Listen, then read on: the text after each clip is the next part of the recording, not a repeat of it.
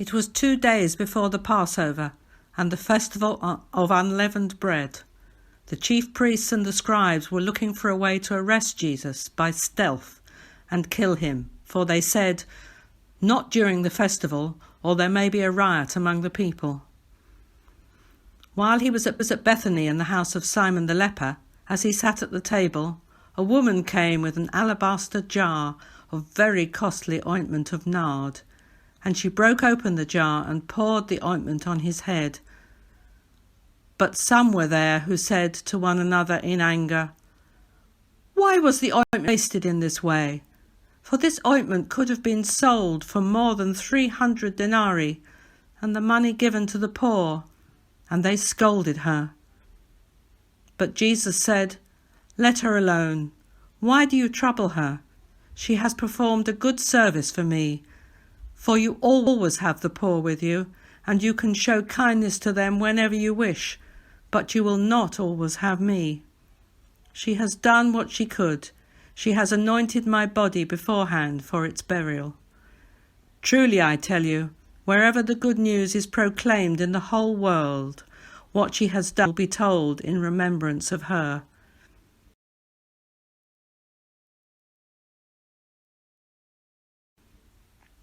Then Judas Iscariot, who was one of the 12, went to the chief priests in order to betray him to them. When they heard it, they were greatly pleased and promised to give him money. So he began to look for an opportunity to betray him. On the first day of unleavened bread, when the Passover lamb is sacrificed, his disciples said to him, "Where do you want us to go and make the preparations for you to eat the Passover?" So he sent 2 of his disciples, saying to them, "Go into the city, and a man carrying a jar of water will meet you. Follow him, and wherever he enters, say to the owner of the house, 'The teacher asks, where is my guest room where I may eat the Passover with my disciples?' He will show you a large room upstairs, furnished and ready. Make preparations for us there." So the disciples set out and went into the city, and found everything as he had told them, and they prepared the Passover meal. When it was evening, he came with the 12, and when they had taken their places and were eating, Jesus said, "Truly I tell you, one of you will betray me, one who is eating with me." They began to be distressed and to say to him one after another, "Surely not I." He said to them, "It is one of the 12, one who is dipping bread into the bowl with me. For the Son of Man goes as it is written of him, but woe to that one by whom the Son of Man is betrayed. It would have been better for that one not to have been born." While they were eating, he took a loaf of bread, and after blessing it, he broke it, gave it to them, and said, "Take, this is my body." Then he took a cup, and after giving thanks, he gave it to them, and all of them drank from it. He said to them, "This is my blood of the covenant, which is poured out for many. Truly I tell you, I will never again drink of the fruit of the vine until that day when I drink it new in the kingdom of God."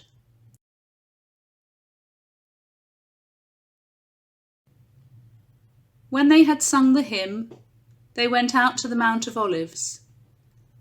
And Jesus said to them, "You will all become deserters, for it is written, 'I will strike the shepherd, and the sheep will be scattered.'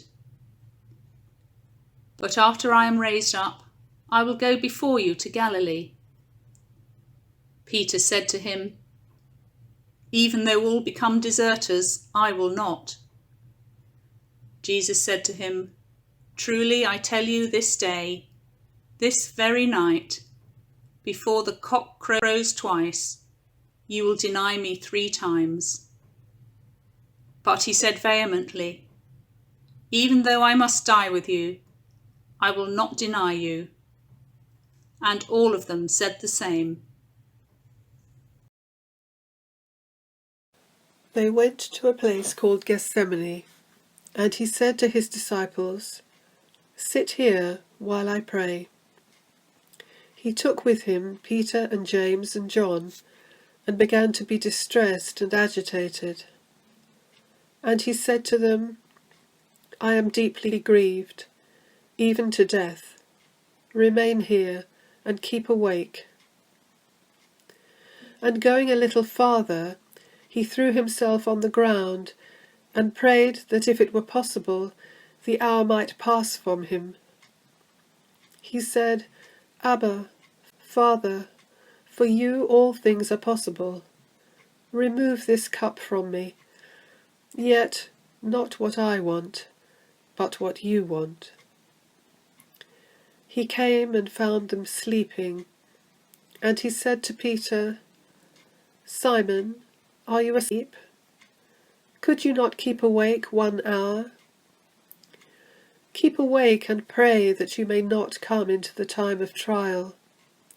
The spirit indeed is willing, but the flesh is weak.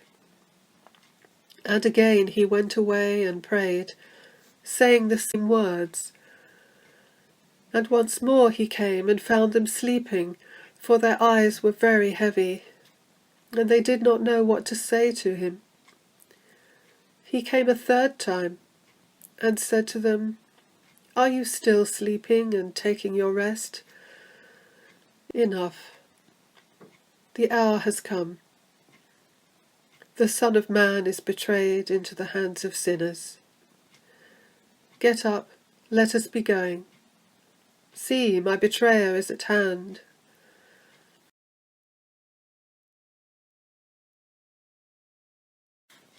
Immediately, while he was still speaking, Judas, one of the 12, arrived, and with him there was a crowd with swords and clubs from the chief priests, the scribes, and the elders. Now the betrayer had given them a sign, saying, The one I will kiss is the man. Arrest him, and lead him away under guard. So when he came, he went up to him at once and said, Rabbi, and kissed him.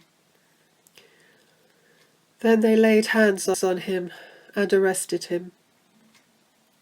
But one of those who stood near drew his sword and struck the slave of the high priest, cutting off his ear. Then Jesus said to them, Have you come out with swords and clubs to arrest me, as though I were a bandit? Day after day I was with you in the temple teaching, and you did not arrest me. But let the scriptures be fulfilled. All of them deserted him and fled. A certain young man was following him, wearing nothing but a linen cloth. They caught hold of him, but he left the linen cloth and ran off naked.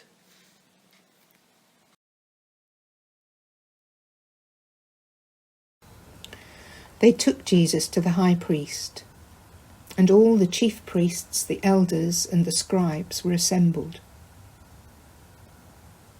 Peter had followed him at a distance, right into the courtyard of the high priest, and he was sitting with the guards, warming himself at the fire.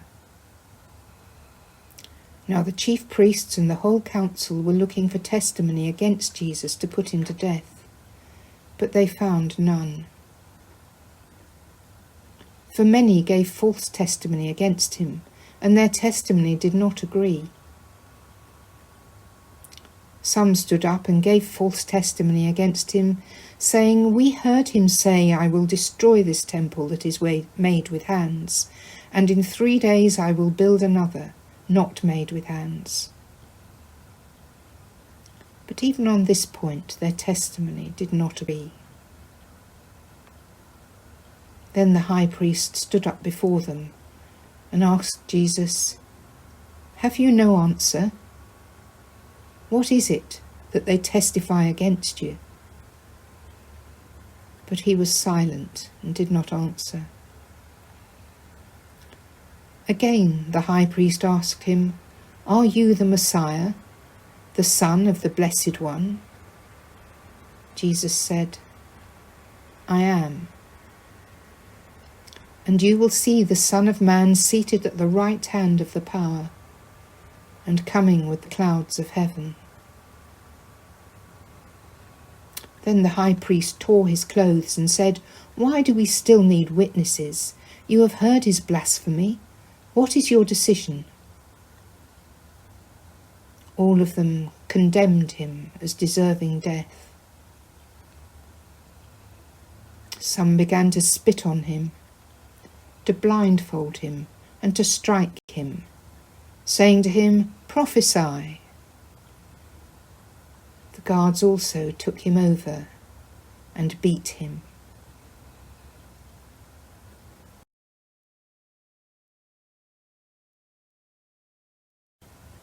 While Peter was below in the courtyard, one of the servant girls of the high priest came by. When she saw Peter warming himself, she stared at him and said, "You also were with Jesus, the man from Nazareth." But he denied it, saying, "I do not know or understand what you're talking about." And he went out into the forecourt. Then the cock crowed. And the servant girl, on seeing him, began again to say to the bystanders, "This man is one of them." But again he denied it. Then after a little while, the bystanders again said to Peter, "Certainly you are one of them, for you are a Galilean." But he began to curse, and he swore an oath, "I do not know this man you are talking about." At that moment, the cock crowed for the second time. Then Peter remembered that Jesus had said to him, "The cock crows twice, you will deny me 3 times." And he broke down and wept.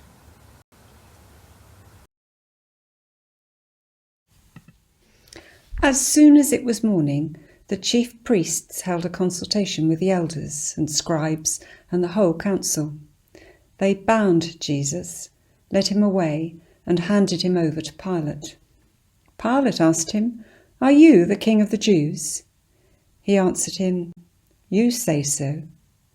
Then the chief priests accused him of many things. Pilate asked him again, "Have you no answer? See how many charges they bring against you." But Jesus made no further reply, so that Pilate was amazed.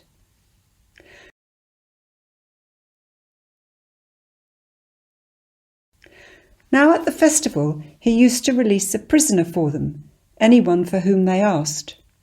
Now a man called Barabbas was in prison with the rebels, who had committed murder during the insurrection. So the crowd came and began to ask Pilate to do for them according to his custom. Then he answered them, "Do you want me to release for you the King of the Jews?" For he realized that it was out of jealousy that the chief priests had handed him over. But the chief priests stirred up the crowd to have him release Barabbas for them instead. Pilate spoke to them again. "Then what do you wish me to do with the man you call the King of the Jews?" They shouted back, "Crucify him!" Pilate asked them, "Why, what evil has he done?" But they shouted all the more, "Crucify him!"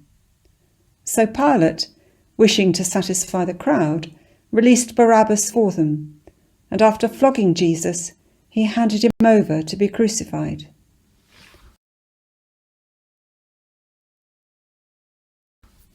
Then the soldiers led him into the courtyard of the palace, that is, the governor's headquarters, and they called together the whole cohort. And they clothed him in a purple cloak, and after twisting some thorns into a crown, they put it on him. And they began saluting him, "Hail, King of the Jews!" They struck his head with a reed, spat upon him, and knelt down in homage to him. After mocking him, they stripped him of the purple cloak and put his own clothes on him. Then they led him out to crucify him.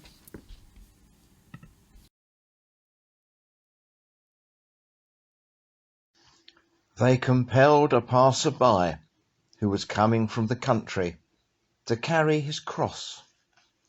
It was Simon of Cyrene, the father of Alexander and Rufus. Then they brought Jesus to the place called Golgotha, which means the place of a skull, and they offered him wine mixed with myrrh, but he did not take it. And they crucified him and divided his clothes among them, casting lots to decide what they should take.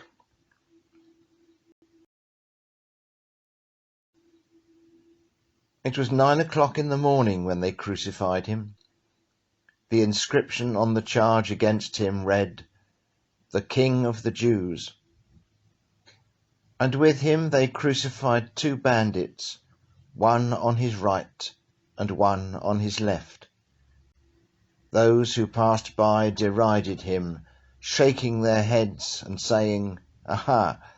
You who would destroy the temple and build it in 3 days, save yourself and come down from the cross." In the same way the chief priests, along with the scribes, were also mocking him among themselves and saying, "He saved others, he cannot save himself. Let the Messiah, the King of Israel, come down from the cross now, so that we may see him and believe." Those who were crucified with him also taunted him. There were also women looking on from a distance. Among them were Mary Magdalene and Mary the mother of James the younger and of Joses and Salome. These used to follow him and provided for him when he was in Galilee. And there were many other women who had come up with him to Jerusalem.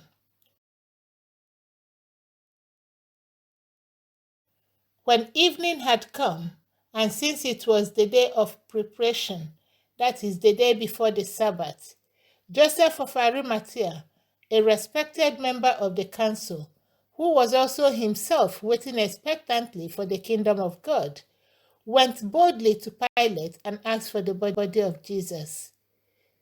Then Pilate wondered if he were already dead. And summoning the centurion, he asked him whether he had been dead for some time. When he learned from the centurion that he was dead, he granted the body to Joseph. And Joseph bought a linen cloth, and taking down the body, wrapped it in the linen cloth, and laid it in a tomb that had been hewed out of the rock. He then rolled a stone against the door of the tomb. Mary Magdalene and Mary the mother of Joses saw where the body was laid.